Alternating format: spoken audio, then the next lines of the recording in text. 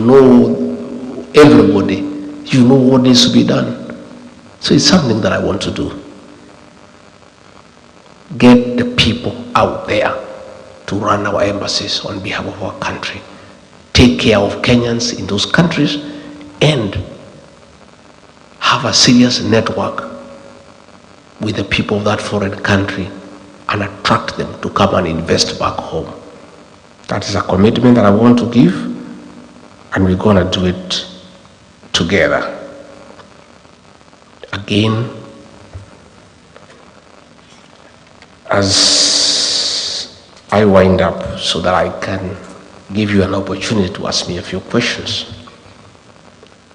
there is a bill that was brought in the Senate here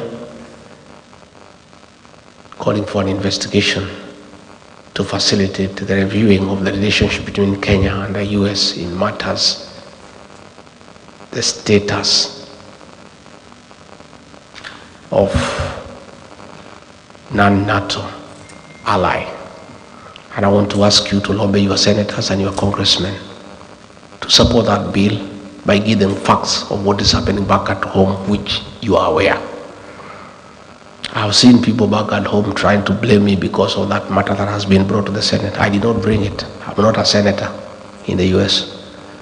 They are directed their anger at me.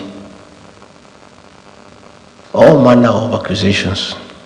I did not bring the matter, but I support it because the issues that have been raised by the Americans is the issues that I raise every day. The issues of extrajudicial killings, abductions, the issue of interfering in Sudan by working with a terrorist group called RSAF, the issue of working with Al-Shabaab. Those issues were brought by the Americans. And all I said is that Kenyans should support by giving information to the legislators here to enable America hold William Ruto to account. And I did ask the Americans not to impose sanctions on Kenya because Kenya is innocent, but to apply sanctions against William Ruto as a person so that he can be brought to order. So I found a member of parliament from Mandera there in parliament making a lot of noise, saying that I'm against the people of Mandera. I have nothing against the people of Mandera, and he should not drag the people of Mandera into the challenges William Ruto is facing with the American people. Nowhere did anybody say that the people of Mandera have committed any crime against anybody. What we said is that the Americans are saying William Ruto met some bad people in Mandera. If you meet bad people in Mandera, it does not mean that the people of Mandera are party to the meeting that you had. So I also saw the senator trying to say that we have a problem with the Somali community because we are asking that William Ruto be held to account. Nobody has any problem against any community. The Somalis are part of Kenya, and they are a very serious community that has done a lot in the transformation of our country and the economic development of our nation. They are very serious drivers of our economy. They are very aggressive in business. So the senator of Mandera, don't drag the Somali community into the challenges facing William Ruto. It's William Ruto who is being told to account by the Americans for his activities with the terrorist organizations. The people of Mandera, the Somali community, are innocent and have nothing to do with it.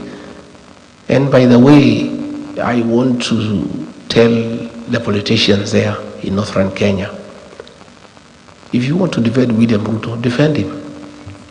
But don't try to create a wedge between us and the Somali community because we have nothing against them. They are part of Kenya, and they too are telling us they are suffering just like the rest of Kenyans. And doesn't mean because Aden Ware is eating, the Somali community are eating. They are also complaining of marginalization. They are complaining of bad economic times. In fact, the Somali community, more than any other, has really borne the brunt of extrajudicial killings and forced disappearances for a long time. So let nobody try to create a wedge between those opposed to William Ruto and communities.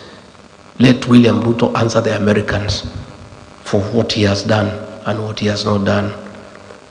I saw the Minister for Interior saying that we should be asked to help in investigations in this matter. We cannot help in any investigations because the Kenya government has not initiated any investigations against William Ruto. The people who have initiated investigations is the American Senate. So if there is need for us to help in investigations, we'll help the American Senate, not the Kenya government, because the Kenya government has not initiated any investigation. Number two, the Kenyan government cannot investigate William Ruto because those policemen work under him. And all the things he is doing of killing people and abducting people, he is doing with the very police. So there is nobody stupid enough to go and report William Ruto to the Kenyan police. Nothing will be done against it. So whoever sees, please don't sell fear to us. You know we cannot buy.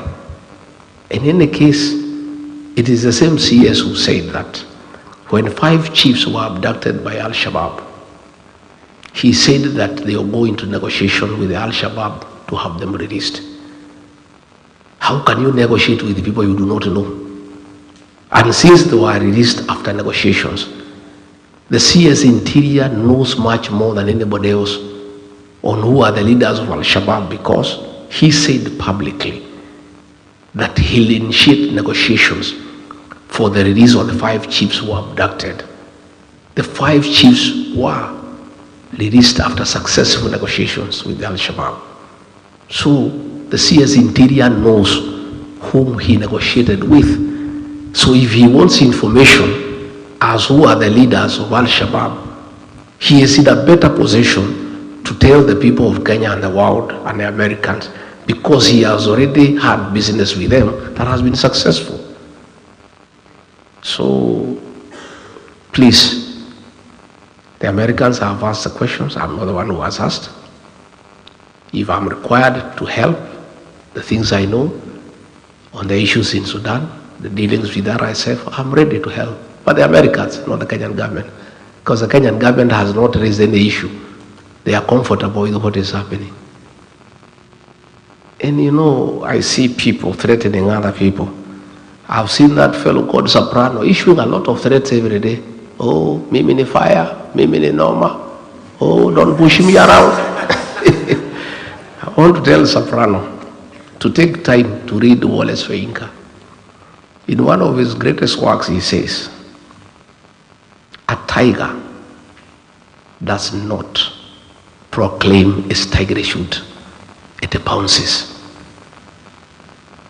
So, if you are what you say you are, act. Don't keep on threatening. You know, that's what Ole Soyinka says. A tiger does not proclaim its tigerhood. It pounces. So please spare those threats for other characters. Rick G is beyond threats, and you know it. And we must speak for the people of Kenya, because if we don't do it, there will be no country. You have compromised Raila Odinga, you have bought parliament, you have bought Senate. If you succeed in silencing us to talk for the people of Kenya, who will speak for the people of Kenya? I cannot be intimidated. The Gen Zs cannot be intimidated.